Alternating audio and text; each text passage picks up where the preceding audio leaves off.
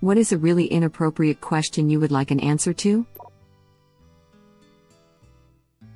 I am not a native English speaker, so that might help you understand why I ask such a stupid thing. What the hell do you say when you are using the bathroom and someone knocks on the door? Come back with a warrant. Edit. Thanks for the love, guys. Occupied or I'm in here. I've replied with come in.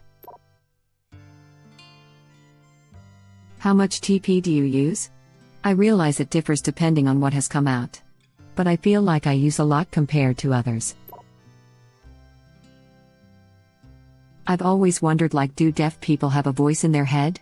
You know when you read something to yourself how you can hear your own voice like you probably are right now. I wonder if deaf people have that same thing or not because they can't hear. Edit. Honestly, I love all the responses I've gotten on this because I genuinely had this as a shower thought the other day. For those that don't understand what I'm saying or don't experience it how I do when I read things, like this post or even a book, I kind of read it to myself with an internal voice, no actual verbiage, but it's like I can imagine myself saying the words being typed. I'm sorry if this is confusing, I'm not sure how to explain it. I can answer this. My ex was deaf from birth. He said it's like text or hand signing, no voice. So it's like an old silent film and cards with whatever they're thinking pop into their head instead of a voice? What height do wheelchair-bound people state in their passports? I have a standing table that I use to train my leg muscles as I don't use them a lot. Wheelchair, obviously. When standing in it, someone can measure me and I use that height on my IDs. Before I did that, I just guessed and they accepted it. How do you train your legs? Is it kind of like you're raising and lowering yourself while supporting yourself 30%, with legs, 70%, with arms? Or is it different? It's like a school desk, but higher. There's a belt which lifts me up out of my chair and supports me against the desk part of the table, which lets me stand up straight without having to use my back to support me. That way it stretches my legs out completely, which I cannot do on my own.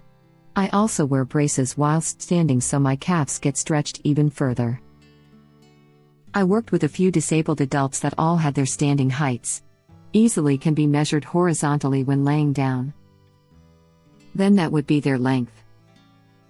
Checkmate, math. I never knew I needed to know this.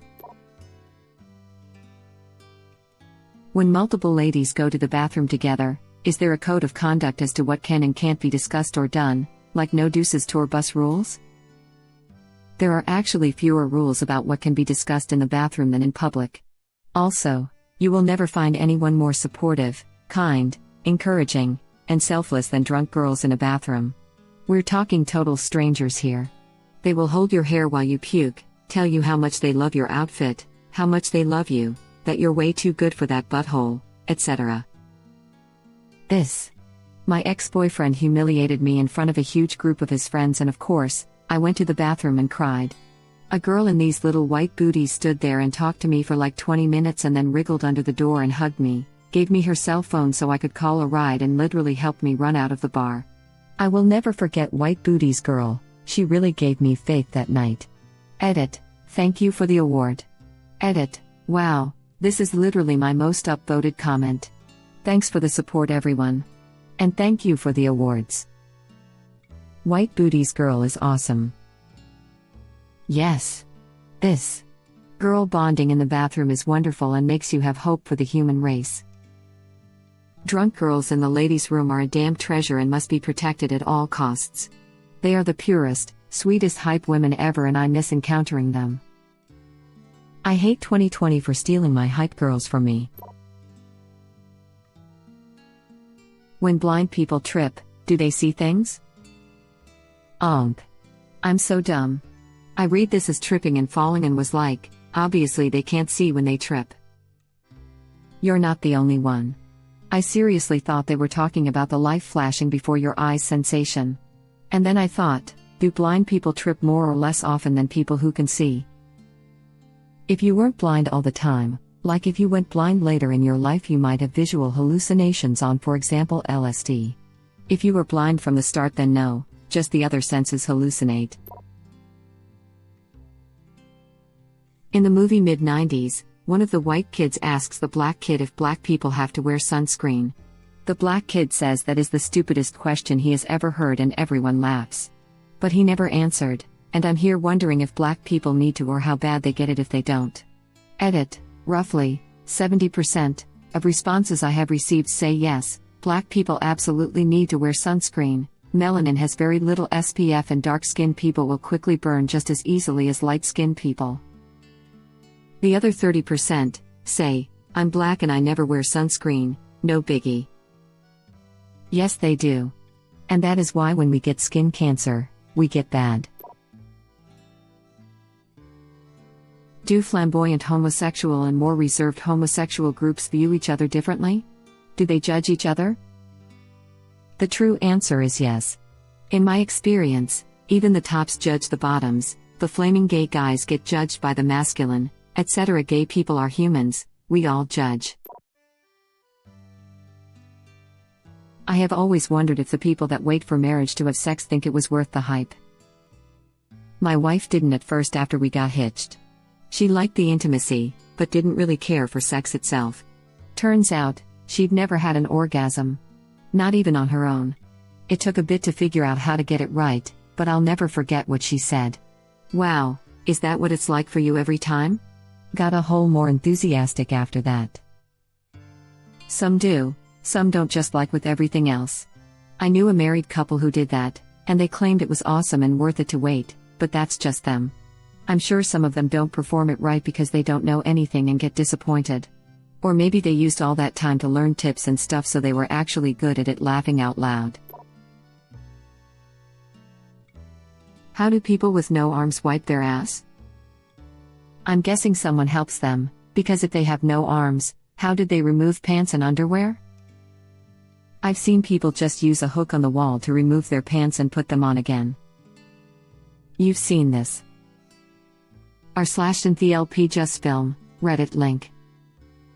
Bidet? Bidet to you, sir. If depicting the Prophet Muhammad is offensive to Islam and Muslims, why is it okay to name a person Muhammad? I'm not trying to get into a religious debate, I'm genuinely curious. Edit. I would like to thank everybody who took the time to answer this, here and in private notes. I really appreciate the insight. What's it like to kill someone? Especially as a soldier in a war. If it changes you, how so? If it didn't, how does that make you feel? Edit. Phone died and now here I am at 2 a.m. reading all these replies. I tried replying to as many as I could write a well thought out reply for, but I appreciate all the stories being told here. It's good for people who have never had to do such a thing to have a good idea of the consequences of war lest we repeat the mistakes of our past. It effing sucks. Didn't bother me much at first but knocked me on my ass a few years later. Now every time a friend dies, I feel guilty for putting other people through the pain I am seeing in my friends and family. I about lost it when a friend's 16-year-old son died. I saw how the family and friends were devastated and know that I caused something similar to happen. Combat veteran and VA psychologist who didn't kill someone in combat but works with a lot of people who did. The circumstances matter greatly. I have never heard someone feel good about killing an enemy combatant, but the ones who killed someone unnecessarily through accident, mistake, thought they were armed but weren't, can have decades of guilt and trauma over it. Similarly, ones who were in a firefight and never shot back or aimed badly/blindly and live feeling regret and shame because they don't think they responded how a soldier should can similarly have years of guilt and shame. U.S. Army military police veteran with multiple trips overseas here. I served during OIF for 8 years and have been out for about 6 years now. I have had to do things that you are describing and I can tell you that it changes your soul. Everything I did was self-defense, but I still dream about the people who ended up on the other side of my weapon. I mostly dream about stealing away someone's father or husband or son. I have sought out extensive counseling and have come to terms with my actions, but the dreams of taking someone away from their loved ones simply because they did not agree with our country's ideals continue to haunt me. I tend to appreciate the life that has been given to me a little more because of this experience, and I tend to be more vocal about local injustice that happens in front of me. I believe it made me a more tolerant person overall, but also diminished the brightness I held in my soul prior to it. You remind me of my brother. He's now an MP, but he was infantry on extended Afghan tour before moving on to other stations. He had PTSD that he worked through because the transition location for our soldiers is a paradise with psychiatrists. If you don't talk, you don't get put back in active duty. Thankfully, we have this set up, otherwise we'd have a lot of active serving members with undealt with trauma. My brother, here are the tears, and I didn't get along in childhood. Like at all. I really wanted to be his best friend so much that I smothered him. Typically, baby sister I guess. Our parents pit us against each other, which also built resentment. I was perfect, he was not. Why can't you be more like little sister? Comments were daily. He was also harshly punished and I was not. Neither of us have a good relationship with them, and we are each other only family. When he came back, he talked to me about some of what he saw and did. That he's not proud of it, but he's found a place for it.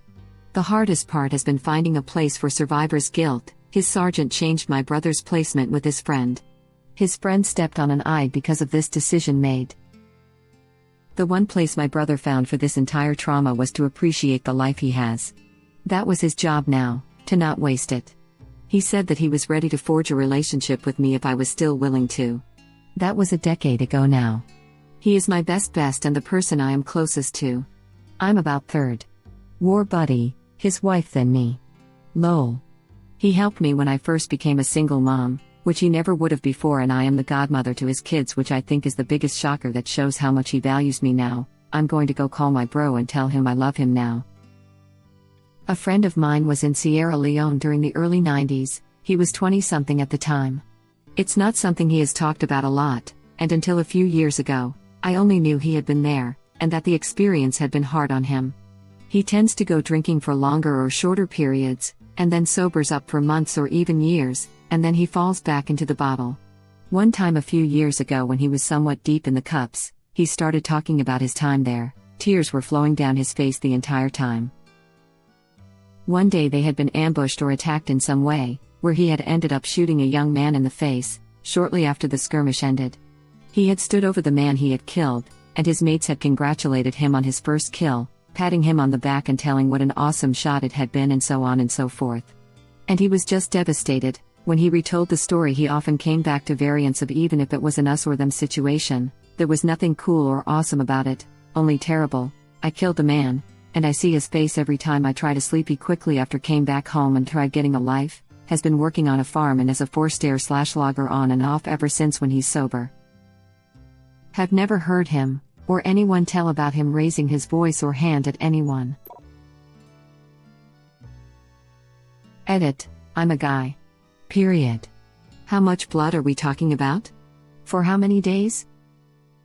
What do you guys do when it happen? And how can you track it? I'm hearing a lot of heavy flow, light flow notes in these replies, but if you're wondering what the actual rate of bleeding is, then I would say that when I used to have periods, a heavy flow day meant I would drip once every 5 to 10 seconds or so consistently throughout the day.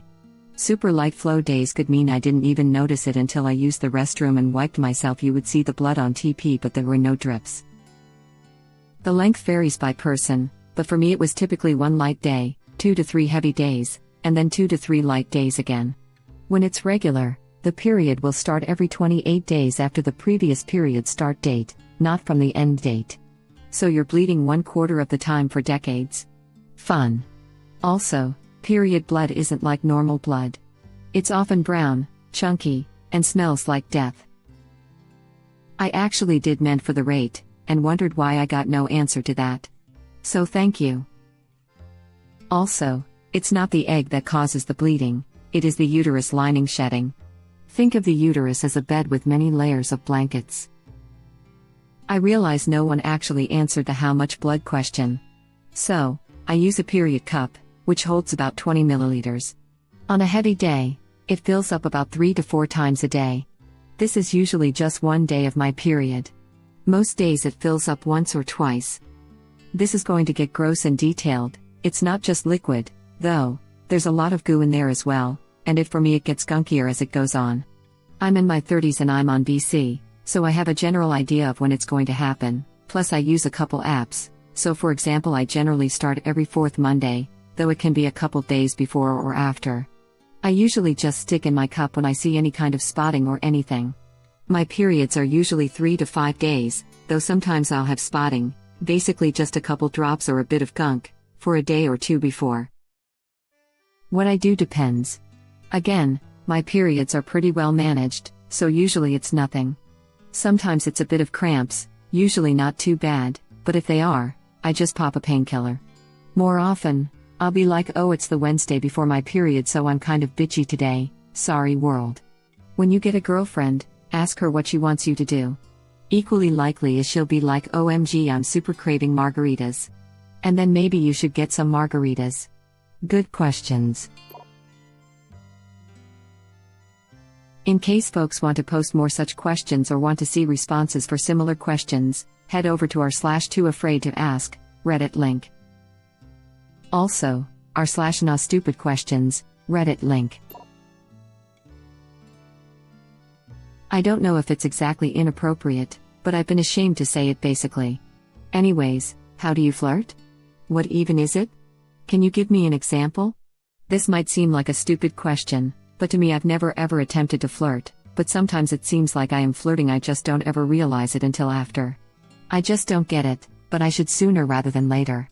Edit. So. I just opened Reddit and saw that this blew up a bit. I'll definitely read every comment, but I sure as hell can't reply to them all. Thanks for the help though.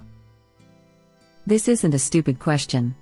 I guess it's kind of hard to explain via typing, but for me, it's always been a lot of batting eyelashes, smiling a lot, being super interested in what the person says.